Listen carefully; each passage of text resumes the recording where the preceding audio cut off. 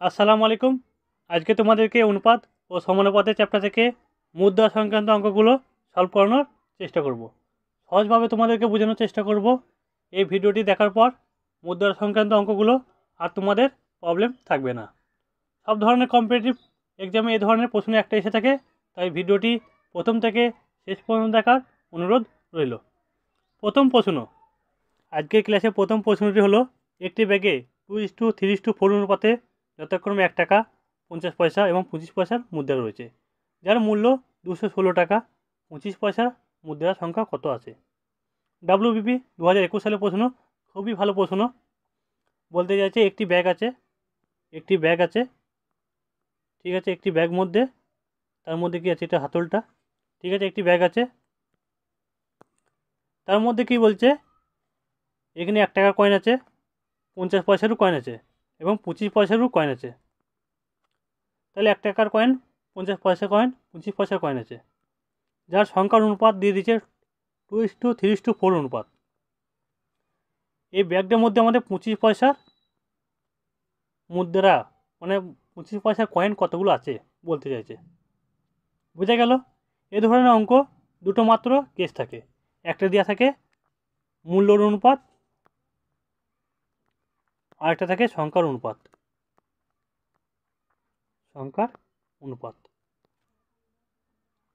তাহলে আমাকে এখানে প্রশ্ন করতে পারেন, এখানে তো আমরা এই যে রাশিটা দিয়েছে, এটা সংখ্যার অনুপাত না মূল্যর অনুপাত?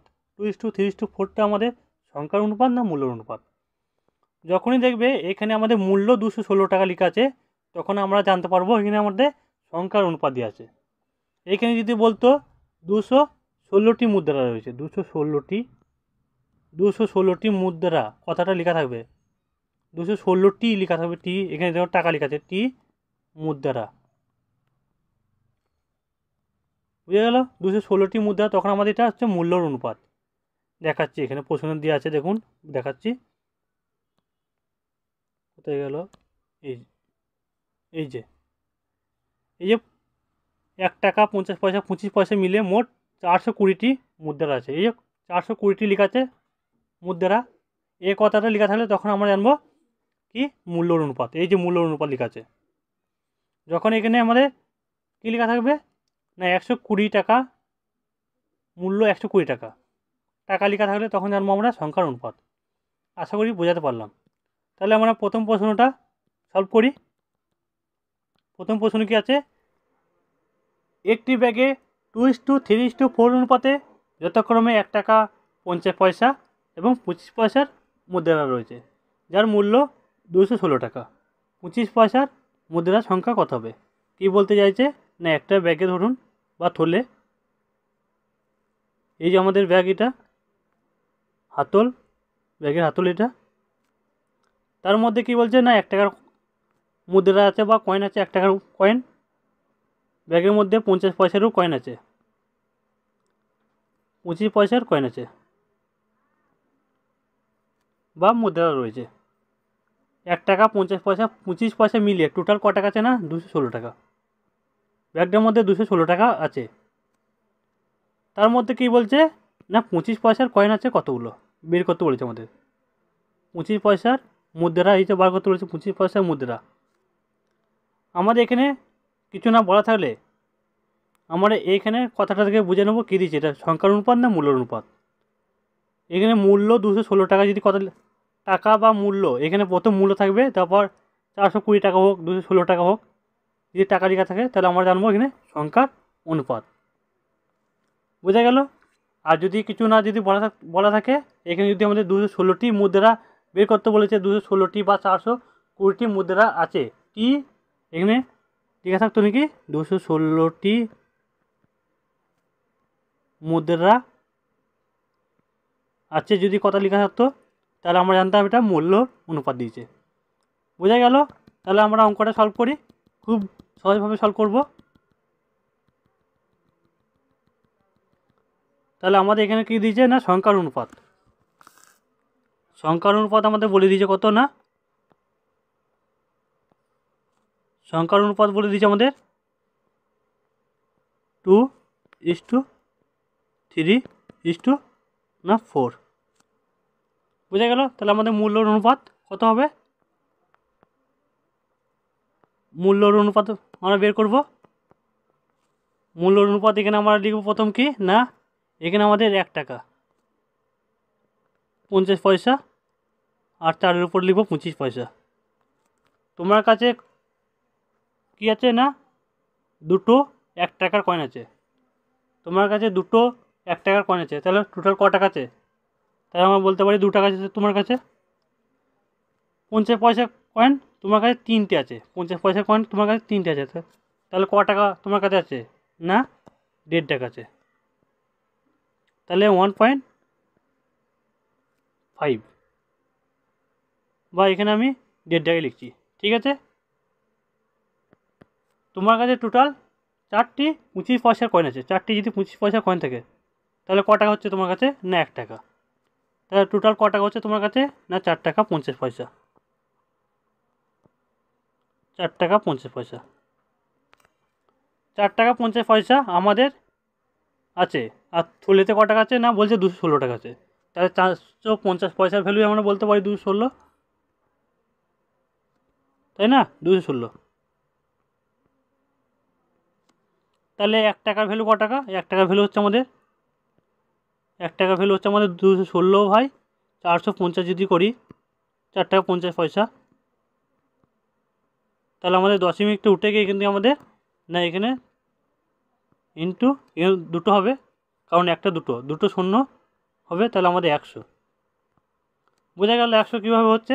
তাহলে আমাদের এ শূন্য কাটছি, তাহলে 45, 5 9 45, 5 2 10, 9 24 216। তাহলে 1 টাকার ভ্যালু কত পেলাম না 24 ইন্টু 24 2 48। তাহলে 1 টাকার ভ্যালু আমরা বলতে পারি না 48 টাকা। 1 টাকার ভ্যালু হচ্ছে আমাদের 48। 48টি 1 টাকার হচ্ছে 48টি। আমাদের যেহেতু মুদ্রা সংখ্যা বার করতে হবে, এই যে সংখ্যা, তাহলে আমাদের 25 পয়সার সংখ্যা কটা আছে না 4টে। এই যে 25 পয়সার সংখ্যা হচ্ছে আমাদের 4টে। তাহলে 1-এর ভ্যালু যদি 48 হয় তাহলে 4-এর ভ্যালু নিশ্চয়ই কটা হবে না 1-এর ভ্যালু হবে, তাহলে 4-এর ভ্যালু হবে 48 ইন্টু 4 করে পেয়ে যাবো 48 ইন্টু 4। তাহলে আমাদের কত পাচ্ছি না 192। তাহলে অপশন নম্বর সি অ্যান্সারটি সঠিক অ্যান্সার। বোঝা গেল কীভাবে বার করলাম? এখানে কী করলাম, জাস্ট টাকা ইন্টু সংখ্যাকে গুণ করলাম, টাকা ইন্টু সংখ্যা, টাকা ইন্টু সংখ্যাকে গুণ করলে আমরা পেয়ে যাচ্ছি উত্তর। মূল্য অনুপাতটা পাচ্ছি, বলে দিচ্ছি। এখানে আমরা যে বলেছিলাম 25 পয়সা, 25 পয়সা লিখলাম টাকার কাছে, আর ইন্টু সংখ্যা করলাম 4, তাহলে 4 25 আমি 1 টাকা পেলাম। এখানে আমি আবার যদি লিখি 1 আর সংখ্যা যদি এখানে 2 বলে দিচ্ছে, এই যে সংখ্যা 2 এখানে আরও টাকা চাই, 1 টাকা লিখি তাহলে আমি 2 টাকা পাচ্ছি। এইভাবেই করলাম। বোঝা গেল? পরে প্রশ্নে যাচ্ছি। একটি বাক্সে 1 টাকা 50 পয়সা ও 10 পয়সার মুদ্রার সংখ্যার অনুপাত দিয়ে দিয়েছে 3:4:10। মুদ্রাগুলি মোট মূল্য 102 টাকা। 10 পয়সার মুদ্রা সংখ্যা হবে কত? আগে বলেছিল 25 পয়সা, এখন বলছে 10 পয়সা। একইভাবে করব। কি প্রথম করেছিলাম না সংখ্যার অনুপাত আমাদের অলরেডি দিয়ে দিয়েছে, তাহলে আমাদের ভাবতে হবে না কি সংখ্যার অনুপাত না মূল অনুপাত দিয়েছে। তাহলে আমরা বলতে পারি সংখ্যার অনুপাত কত দিয়েছে না সংখ্যার অনুপাত দিয়ে দিয়েছে অলরেডি আমাদের দিয়ে দিয়েছে না 3:4:10। তাহলে উপরে আমার টাকাগুলো লিখে দেবো। ক টাকা দিয়েছে না এখানে 1 টাকা দিয়েছে, এখানে 50 পয়সার ভ্যালু দিয়েছে, আর এখানে 10 পয়সার ভ্যালু দিয়েছে। তাহলে আমাদের মূল্য টাকাকে সংখ্যা দিয়ে গুণ করলে আমরা কত পাচ্ছি না মূল্যর অনুপাত অলরেডি পাচ্ছি, তাই না? মূল্যর অনুপাত আমাদের পেয়ে যাচ্ছি। তাহলে মূল্যর অনুপাত কত পাচ্ছি না আমাদের, তোমার কাছে 3টি 1 টাকার কয়েন আছে। 3টি যদি 1 টাকার কয়েন থাকে, তোমার কাছে 3টি 1 টাকার কয়েন আছে, তাহলে তোমার কাছে ক টাকা আছে 3 টাকা আছে। বোঝা গেল? তারপরে তোমার কাছে 50 পয়সা 4টি 50 পয়সার কয়েন আছে, তাহলে ক টাকা আছে 4টি 50 পয়সা কয়েন করলে 2 টাকা। আর এখানে 10 পয়সার কয়েন তোমার কাছে 10টি আছে। 10 পয়সা কয়েন 10টি থাকলে তোমার কাছে তাহলে 1 টাকা হবে। তাহলে আমরা কী করলাম না টাকাকে সংখ্যা দিয়ে গুণ করলাম, টাকাকে সংখ্যা দিয়ে গুণ করলে আমরা পেয়ে যাচ্ছি মূল্যর অনুপাত। ঠিক তো, সংখ্যার অনুপাত পেয়ে গেছেন। তাই টাকা যদি আমি এখানে 50 পয়সা বসাই টাকাকে ইন্টু সংখ্যা কত আছে না 4, তাহলে কত পেলাম 4×50 200, 200 পয়সা। তাহলে 200 পয়সা বলতে আমরা বুঝি 2 টাকা। বোঝা গেল কীভাবে করলাম। তাহলে আমাদের টোটাল যোগফল কত, টোটাল যোগফল আমাদের এখানে 3 5 একে 6 টাকা বেরোচ্ছে। আর এখানে মুদ্রাগুলি মোট মূল্য দিয়ে দিয়েছে 102, তাহলে 6 ভ্যালু হচ্ছে আমাদের 102। তাহলে একের ভ্যালু 6 17 102, তাহলে একের ভ্যালু আমরা পেয়ে গেলাম 17। বুঝে গেল 17। আর আমাদের কি বলছে 10 পয়সা মুদ্রার সংখ্যা চেয়েছে, তাহলে আমাদের সংখ্যা 10 পয়সার সংখ্যা কটা 10টি। তাহলে 10-এর ভ্যালু হচ্ছে আমাদের কত না 170। 10 17 10কে 170, 17 ইন্টু 10 করেছি, তাহলে আমাদের কত না 170। 170টি 10 পয়সা মুদ্রা আছে, তাহলে অপশন নম্বর ডি। বুঝে গেল। পরে প্রশ্নে যাচ্ছি। একটি বাক্সে 1 টাকা 50 পয়সা ও 25 পয়সার মুদ্রার সংখ্যার অনুপাত 1:2:4। ওই বাক্সে মোট 393 টাকা থাকলে মোট কতগুলি মুদ্রা আছে? আগের অঙ্কগুলো থেকে একটু এই অঙ্কটা একটু আলাদা। কেন? আগের অঙ্কগুলো বলেছিল এখানে 10 পয়সার অনুপাত কতগুলি মুদ্রা আছে বের করতে বলেছিল, 50 পয়সার মুদ্রা বের করতে বলেছিল কতগুলি আছে একটা থলির মধ্যে। এখানে দিয়েছে না মোট কতগুলি মুদ্রা আছে। তাহলে আমাদের একটা ব্যাগের মধ্যে কি বলছে না এখানে 1 টাকার কয়েন আছে, একটা ব্যাগের মধ্যে কি আছে 1 টাকার কয়েন আছে, 50 পয়সা কয়েন আছে, 25 পয়সার কয়েন আছে এই ব্যাগটার মধ্যে। তারপর বলছে টোটাল কত টাকা আছে না 393 টাকা আছে, টোটাল 393 টাকা আছে। কী বলছে এর মধ্যে কতগুলি মুদ্রা আছে, এইগুলো কতগুলি মুদ্রা 1 টাকার কয়েন আছে, 50 পয়সা কয়েন আছে, 25 পয়সার কয়েন আছে এই ব্যাগটার মধ্যে। বোঝা গেল। তাহলে আমাদের সংখ্যার অনুপাত অলরেডি দিয়ে দিয়েছে। সংখ্যার অনুপাত আমাদের বলতে পারি, সংখ্যার অনুপাত বলে দিয়েছে আমাদের কত না 1:2:4, 1:2:4। তাহলে আমাদের এখানে সুবিধা ক্ষেত্রে বোঝার ক্ষেত্রে সুবিধা ক্ষেত্রে এখানে আমি 1 টাকা লিখব 50 পয়সা, কিন্তু পরীক্ষাতে এগুলো লিখবো না, ঝটাঝট অ্যান্সার করব 25। একদম ডাইরেক্ট কী করবো না মূল অনুপাতটা লিখে নেব। তাহলে মূল অনুপাত যদি কত না এখানে তোমার কাছে 1 টাকার একটি কয়েন আছে, 1 টাকার একটি কয়েন যদি থাকে তাহলে টোটাল তোমার কাছে ক টাকা থাকছে না 1 টাকা থাকছে। বুঝা গেল। তোমার কাছে 50 পয়সার কয়েন দুটি আছে, তোমার কাছে 50 পয়সার কয়েন দুটি আছে, তাহলে টোটাল ক টাকা আছে 1 টাকা আছে। 25 পয়সার কয়েন ক টাকা আছে তোমার কাছে না 4টি, তোমার কাছে 25 পয়সার 4টি কয়েন যদি থাকে তাহলে টোটাল ক টাকা আছে না 1 টাকা। তাহলে 1 একে 2 একে 3টে, আমাদের যোগফল কত 3টি মূল অনুপাত যোগফল কত না 3। বাক্স আমাদের এখানে আমাদের বেরিয়েছে বাক্সে 3 টাকা, আর অঙ্কে বলছে আমাদের 393 টাকা। এই যে অঙ্কে বলছে 393 টাকা, তাহলে 3-এর ভ্যালু হচ্ছে আমাদের 393। তাহলে 1-এর ভ্যালু আমাদের বলতে পারি কত না 1-এর ভ্যালু বলতে পারি 3-3-39। এখানে আমাদের 1 না, এখানে হচ্ছে আমাদের কত না 393। তাহলে 1-এর ভ্যালু বলতে পারি আমরা এখানে কত 3-13-39, 3-13-39, 3-1-3, তাহলে 131 টাকা। 1-এর ভ্যালু আমাদের 131। আর এখানে আমাদের টোটাল সংখ্যা বলেছে, এই যে মোট কতগুলি মুদ্রা আছে, তাহলে মোট করব সংখ্যাগুলো। তাহলে 4-2-6-7, 4-2-6-7, তাহলে 7-এর ভ্যালু কত এখানে ইন্টু 7 করলে পাবো, তাহলে 7-1-7, 7-13-91, তাহলে 917টি আমাদের মুদ্রা আছে। বোঝা গেল অপশন নম্বর ডি। বোঝা গেল। পরে প্রশ্নে যাচ্ছি। একটি ব্যাগে 25 পয়সা 10 পয়সা এবং 5 পয়সার সংখ্যার অনুপাত 1:2:3। যদি মোট মুদ্রার মূল্য 30 টাকা হয় তবে 5 পয়সার মুদ্রা কতগুলি আছে? আগের অঙ্কগুলো থেকে একটু আলাদা, আরও একটু হাই লেভেলের অঙ্ক। পরীক্ষায় পড়েছিল, খুবই ভালো প্রশ্ন, এটা পরীক্ষা আসার মতো প্রশ্ন। তাহলে কী বলছে এখানে আমাদের সংখ্যার অনুপাত অলরেডি দিয়ে দিয়েছে, তাহলে সংখ্যার অনুপাত আমরা বার করব না কত, সংখ্যার অনুপাত আমাদের দিয়ে দিয়েছে কত না, এখানে আমাদের দিয়ে দিয়েছে 1:2:3, 1:2:3। তাহলে আমাদের মূল্যর অনুপাত কত,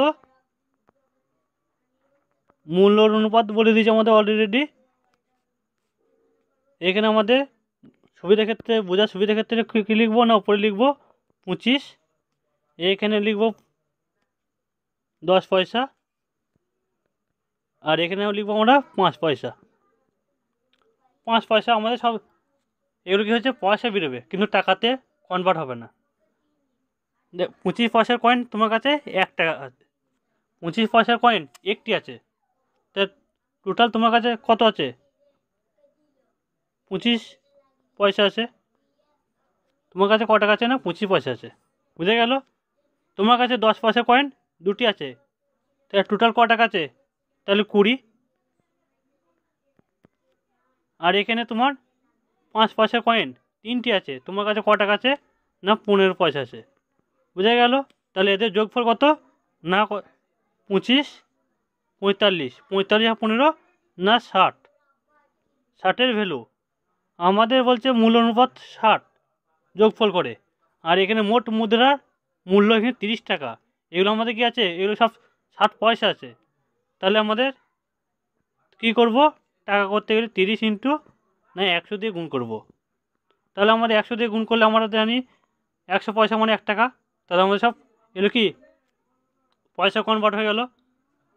তাহলে আমাদের 60-এর ভ্যালু হচ্ছে আমাদের 3000 টাকা। তাহলে এটা কত আমাদের বেরোচ্ছে 3000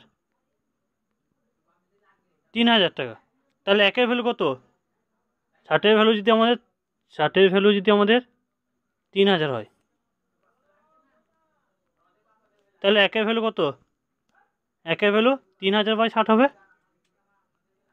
তাহলে বোঝা গেল এই শূন্য শূন্য কাটছে, আর 50 ওপরে কত হবে না 50, বুঝা গেল 50। তাহলে একের ভ্যালু আমরা বলতে পারি 50। তাহলে এখানে আমাদের কী বলছে 5 পয়সার মুদ্রা কতগুলো আছে, 5 পয়সার মুদ্রা কটা আছে, এই যে 5 পয়সার সংখ্যা আমাদের দিয়েছে 3, তাহলে 3-এর ভ্যালু আমাদের 3 50 ইন্টু 3 হবে, হাতে ধরে বোঝাচ্ছে একবারই, 3 50 150, বোঝা গেল। তাই সঠিক অ্যান্সার আমাদের 150। তাহলে অপশন নম্বর সি অ্যান্সারটি সঠিক, বোঝা গেল। পরে প্রশ্ন যাচ্ছি, একটি থলি বা ব্যাগে মোট 384টি মুদ্রা আছে, যদি 1 টাকা 50 পয়সা ও 25 পয়সার মুদ্রার সংখ্যার অনুপাত 2:3:7 হয়, তবে থলিতে বা ব্যাগে মোট মুদ্রার মূল্য কত। আগের বারে অঙ্কগুলো কী বলছিল না, একটা ব্যাগে, এই যে আমাদের ব্যাগ, এটা ব্যাগের হাতল, আগের বার অঙ্কগুলো কী বলছিল না, 1 টাকা কয়েন ছিল ব্যাগে, 50 পয়সার কয়েন ছিল এবং 25 পয়সার কয়েন ছিল। তার মধ্যে বলা ছিল এখানে টোটাল ব্যাগটার মধ্যে 220টি বা 384 ধরলাম, 220 ধরলাম, থলিটার মূল্যর মধ্যে 220টি ছিল। তার মধ্যে আমাদের কী বলেছিল এখানে টোটাল মুদ্রার সংখ্যা বের করতে বলছে। এখন কি বলছে না, এখানে আমাদের এই সংখ্যাটা বার করতে বলছে, আমাদের এই সংখ্যাটা দিয়ে দিয়েছে, এইখানে আমাদের দিয়েছে টোটাল মুদ্রা, ব্যাগটার মধ্যে টোটাল মুদ্রা 384 দিয়ে দিয়েছে, বুঝা গেল। এইখানে আমাদের মুদ্রা কতগুলো আছে, টোটাল মূল্যটা বার করতে বলেছে, টোটাল ব্যাগটার মধ্যে ক টাকা আছে সেই ভ্যালুটা বার করতে বলেছে, বুঝা গেল। তাহলে আমরা অঙ্কটা সলভ করছি খুব সহজভাবে। আমাদের সংখ্যার অনুপাত দিয়ে দিয়েছে, সংখ্যার অনুপাত আমাদের অলরেডি দিয়েছে না কত,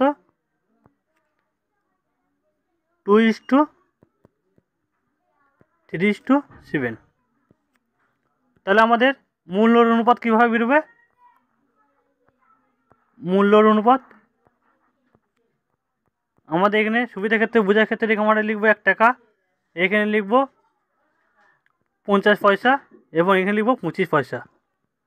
তাহলে আমাদের বলতে পারি এখানে তোমার কাছে দুটি 1 টাকার কয়েন আছে, দুটি 1 টাকার কয়েন থাকলে তোমার কাছে ক টাকা আছে? না 2 টাকা আছে। 3টি 50 পয়সা তোমার কাছে আছে, 3টি 50 পয়সা থাকলে তোমার কাছে থাকবে না 1.5 টাকা। 25 পয়সার কয়েন ক টাকা আছে তোমার কাছে? 7টি। 25 পয়সা কয়েন তোমার কাছে 7টি যদি থাকে, তাহলে টোটাল ক টাকা আছে? টোটাল তোমার কাছে থাকবে 1 টাকা 75 পয়সা। 1 টাকা 75 পয়সা থাকবে। তাহলে এদের যোগফল কত? মূল্য অনুপাত এখানে আমাদের দিয়ে দিচ্ছে কত? 3, 4, 5 টাকা 25 পয়সা। যোগ করলে 5 টাকা 25 পয়সা। এদের যোগফল কত? না 5 টাকা 25 পয়সা। এদের যোগফল হচ্ছে আমাদের 5 টাকা 25 পয়সা। তাহলে আমাদের এখানে সংখ্যার অনুপাতটা দিয়েছে, সংখ্যার অনুপাত দিয়েছে যা 2:3:7। তাহলে এদের যোগফল কত? 7, 3, 10 থেকে 12। এদের যোগফল 12। সংখ্যার অনুপাত এখানে থলিতে সংখ্যার অনুপাত দিয়েছে 384টি মুদ্রা আছে। তাহলে 12-র ভ্যালু আমরা বলতে পারি কত? না 384। 12-র ভ্যালু যদি 384 হয়, তাহলে 1-এর ভ্যালু কত? 1-এর ভ্যালু হচ্ছে আমাদের 32। 32, 12, 384। তাহলে আমাদের মূল্যটা বার করতে পেরেছে। আমাদের মূল্যর ভ্যালু এখানে কত দিয়েছে? না 5 টাকা 25। তাহলে 5 টাকা 25 ইন্টু 32 করলে আমরা পেয়ে যাব কত? না 168। 168 মোট থলিতে কত টাকা আছে? না 168 টাকা আছে। বুঝে গেল? তাই সঠিক অ্যান্সার হবে এ। পরে প্রশ্নে যাচ্ছি। 1 টাকা 50 পয়সা ও 25 পয়সা মিলে 420টি মুদ্রা আছে। যদি তাদের মূল্য অনুপাত 2:3:5 হয়, তাহলে 1 টাকার মুদ্রার সংখ্যা কত? ভালো করে এখানে খেয়াল করো, কী বলছে এখানে? মূল্যর অনুপাত। আগের পরে অঙ্কগুলো করেছিলাম না সংখ্যার অনুপাত বার করছিলাম, এখানে কী বলছে? মূল্যর অনুপাত। এই যে ভালো করে খেয়াল করো, এখানে সংখ্যার অনুপাত, এই মুদ্রার সংখ্যার অনুপাত বলেছে, আর এখানে বলছে মূল্যর অনুপাত। তাহলে আগের বার কী করছিলাম? সংখ্যা থেকে মূল্য যাচ্ছিলাম। এখন কি করব? মূল্য থেকে সংখ্যা যাব। তাহলে মূল্যর অনুপাত এখানে বলেছে, মূল্যর অনুপাত এখানে বলেছে কত? না 2:3:5। 2:3:5। তাহলে আমাদের এখানে সংখ্যার অনুপাত বার করব। সংখ্যার অনুপাত কত? এখানে আমাদের বোঝার ক্ষেত্রে কী করব? না 1 টাকা লিখব, এখানে 50 পয়সা লিখব, আর এখানে কত? 25 পয়সা লিখব। তাহলে আমরা বলতে পারি, কি বলতে পারি? তোমার কাছে কী আছে? 2 টাকা আছে। তোমার কাছে যদি 2 টাকা থাকে, তাহলে সংখ্যা ক টাকা থাকবে? 1 টাকার কয়েন দুটো থাকবে, ঠিক তো? তোমার কাছে 2 টাকা আছে টোটাল, তাহলে 1 টাকার কয়েন কতগুলো লাগবে? দুটো লাগবে। তাহলে তোমার কাছে 3 টাকা যদি থাকে, 50 পয়সার কয়েন কতগুলো লাগবে? তোমার কাছে যদি 3 টাকা থাকে, যদি আমাকে 50 পয়সা কয়েন কতগুলো লাগবে? না এখানে লাগবে 6টি। 6টি 50 পয়সার কয়েন লাগলে তবেই 3 টাকা হচ্ছে। যদি 5 টাকা, 5 টাকা এখানে আমাদের 5 টাকার নোট আছে, 5 টাকার কয়েন আছে। 5 টাকা যদি আমরা খুচরো করি 25 পয়সা ধরে, তাহলে কতগুলো 25 পয়সা লাগবে? কতগুলো 25 পয়সা লাগবে? না 20টি। 20টি, তার কারণ 4 25 100, তাহলে 4 দিয়ে গুণ করলাম, 4 20 পেয়ে গেলাম। বোঝা গেল? তাহলে আমাদের 1 2 দিয়ে কাটবো, 1:3:10। বুঝে গেল? তাহলে এদের যোগফল করব, 10, 3, 13, 1, 14। তাহলে 14 আমাদের এখানে 14টি মুদ্রা আছে। অঙ্কে বলছে আমাদের 420টি আছে, 420। তাহলে 1-এর ভ্যালু কত? 1-এর ভ্যালু হচ্ছে 3, 14, তাহলে 30। 1-এর ভ্যালু 30টি আছে, তাহলে সঠিক অ্যান্সার আমাদের বি। তাহলে 1 টাকার মুদ্রা বের করে তুলে যেতে, কারণ আমাদের এক টাকার মুদ্রা, এই যে আমাদের 1-এর ভ্যালু। যদি 3 বলতো তাহলে আমাদের 50 পয়সা ভ্যালু হচ্ছে 3, তাহলে 3-390 হতো, তাহলে সিএনএস হতো। বোঝা গেল? আর যদি বলতো 25 পয়সার কতগুলো মুদ্রা আছে, তাহলে এখানে 10, 3 10 300, তাহলে ডিএনএস সঠিক হতো। বোঝা গেল? পরে প্রশ্নে যাচ্ছি। একটি বাক্সে 1 টাকা, 50 পয়সা এবং 25 পয়সার মুদ্রার অনুপাত 8:5:3।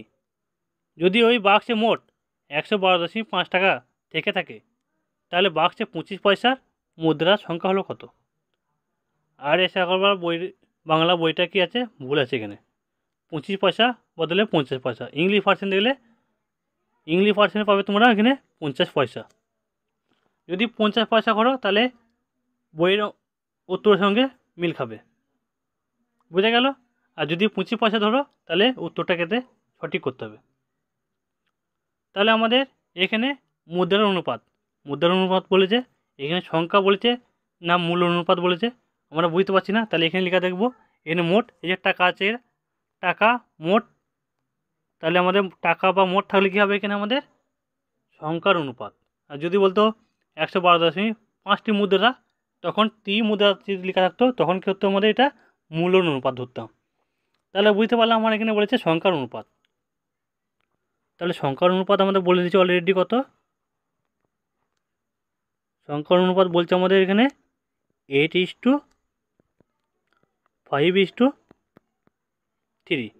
তাহলে তো আমরা বোঝার ক্ষেত্রে কী করবো, এখানে 1 টাকা লিখব, এখানে লিখব 50 পয়সা লিখব, আর এখানে 25 পয়সা লিখব।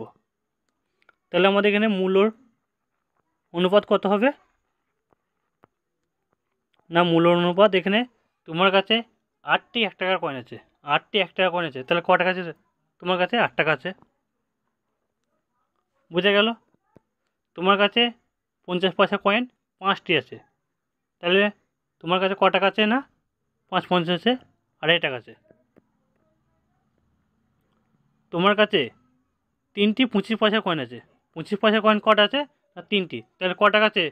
3 25 75, তার মানে 0.75 পয়সা আছে। তাহলে টোটাল ক টাকা আছে তোমার কাছে? না, এদের যোগফল করলেই বেরিয়ে যাবে। ক টাকা আছে এদের টোটাল? 8 10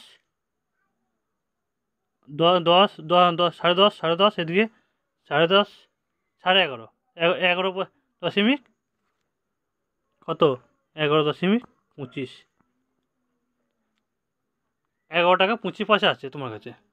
তাহলে আমাদের বলতে পারি এখানে কি, এখানে 11 টাকা 25 পয়সার ভ্যালুই 112.5 টাকা, কারণ আমাদের এখানে মূল্য, আর এখানে মূল্য অনুপাত বলে দিচ্ছে 11.25 পয়সা। 11 টাকা 25 পয়সার ভ্যালুই আমাদের বলতে পারি 112.5 টাকা, 112.5 পয়সা। তাহলে 1-এর ভ্যালু কত? 1-এর ভ্যালু এখানে কী যাবে, 1-এর ভ্যালু হলে ওপরে এটা থাকবে, আর নিচে কী করবে, 11.25 থাকবে। তাহলে কাটাকাটিটা সিম্পল, কাটাকাটি কিছুই নেই। এখানে কী হবে, এখানে দুটো শূন্য, এই যে দুটো পর আছে, তাহলে 100 হবে এখানে, আর এখানে একটা পর আছে, তাহলে কী হবে, এখানে 10 হবে। তাহলে 1125 কাটা গেল, তাহলে এই শূন্য শূন্য কাটলো, তাহলে উপরে কত বললো 10, তাহলে 1-এর ভ্যালু আমরা বলতে পারি 10। তাহলে 25 পয়সা ভ্যালু বার করতে বলছে, 25 পয়সা। যদি 25 পয়সা এই বাংলা বইটা যদি করি, তাহলে ক টাকা হবে? 25 পয়সার ভ্যালু ক টাকা আছে না, এই যে 25 পয়সা ভ্যালু সংখ্যা কটা আছে না, 3টি, তাহলে 3-এর ভ্যালু কত, 30, তাহলে সঠিক অ্যান্সার হবে এ। আর যদি 50 পয়সা ধরে করো, তাহলে 50 পয়সার ভ্যালু কটা আছে না, 5টি, তাহলে 5 10 50, তাহলে সঠিক অ্যান্সার হবে সি। বোঝা গেল? পরে প্রশ্নে যাচ্ছি। একটি বাক্সে 1 টাকা 50 পয়সা মিলিয়ে 52টি মুদ্রা আছে, তাদের মূল্যর অনুপাত 3:5 বলে এক প্রকার মুদ্রা কটি করে আছে, মানে কোন প্রকার মুদ্রা কটি করে আছে বলতে চাইছে। খুবই ভালো প্রশ্ন। কী বলছে এখানে, মূল্যর অনুপাত অলরেডি দেওয়া আছে, এইখানে মূল্যর অনুপাত বলেছে 3:, কত 3:5, 3:5। তাহলে আমাদের এখানে বলছে সুবিধা ক্ষেত্রে বোঝার ক্ষেত্রে 1 টাকা লিখলাম, এখানে 50 পয়সা লিখলাম, বোঝা গেল। তাহলে আমাদের এখানে সংখ্যার অনুপাত কত, সংখ্যার অনুপাত কত, তোমার কাছে 3 টাকা আছে, তাহলে 1 টাকা করে কয়েন কটা লাগবে, এখানে যদি তোমার কাছে 3 টাকা থাকে, এখানে 1 + 1 + 1, তাহলে 3টে 1 টাকা লাগছে, তাই সংখ্যা আমাদের 3 বেরোলো। তোমার কাছে 5 টাকা আছে, 5 টাকা কী করছি 50 পয়সা নিয়ে যাচ্ছি, 50 পয়সা এভাবে যোগ করলে কতগুলো লাগবে, খুচরো করলে 5 টাকাকে 50 পয়সা দিয়ে খুচরো করলে কতগুলো লাগবে না 10টা লাগবে। তাহলে 3:10 অনুপাত আছে। তাহলে এদের যোগফল কত, যোগফল হচ্ছে আমাদের 13, 13টি আমাদের সংখ্যা। আর এখানে বলছে 52টি, মোট 52টি মুদ্রা আছে, আমাদের 13, অঙ্কে বলছে 52। তাহলে একের ভ্যালু কত, একের ভ্যালু হচ্ছে 52/13 করলে আমাদের কত হবে 52/13, তাহলে 4×13 = 52। তাহলে এখানে বলছে কি বলছে না, এখানে কোন প্রকার মুদ্রা কটি করে আছে, তাহলে আমাদের 50 পয়সার মুদ্রা কটা আছে, 50 পয়সার সংখ্যা হচ্ছে আমাদের 10, এই যে 50 পয়সার সংখ্যা হচ্ছে আমাদের 10। তাহলে একের ভ্যালু যদি 4 হয়, তাহলে আমাদের 10-এর ভ্যালু কত 40, তাহলে 50 পয়সার মুদ্রা কটা আছে না 40। আর এখানে আমাদের 1 টাকার সংখ্যা কটা আছে 3টে, তাহলে একের ভ্যালু হচ্ছে 4, তাহলে 3-এর ভ্যালু কত হচ্ছে আমাদের, একের ভ্যালু যদি 4 হয়, তাহলে 3-এর ভ্যালু 3×4 = 12, তাহলে 1 টাকার মুদ্রা 12টি আছে, আর 50 পয়সার মুদ্রা কটা আছে না 40, তাহলে সঠিক আনসার হবে এ, বোঝা গেল। পরে প্রশ্ন যাচ্ছি, তোমার জন্য আমি একটি বাড়ি কাজ দিয়েছি, হোমওয়ার্ক, তোমরা অবশ্যই অঙ্কটা কমেন্টে বলবে, তাহলে জানবো তোমরা অবশ্যই অঙ্কগুলো আমার দেখে কিছু শিখছো। তাহলে একটি বাক্সে 1 টাকা 50 পয়সা এবং 25 পয়সা মিলিয়ে 570টি মুদ্রা আছে, তাদের মূল্য অনুপাত 5:3:2 হলে 1 টাকার মুদ্রার সংখ্যা কত হবে। মূল্য অনুপাত দেওয়া আছে, তোমরা সংখ্যা অনুপাত ট্রান্সফার করলেই উত্তর বেরিয়ে আসবে। তাহলে অবশ্যই আমাকে কমেন্টে জানাবেন কত উত্তর বের হলো, যদি না করতে পারেন আমাকে হোয়াটসঅ্যাপে SMS করবেন।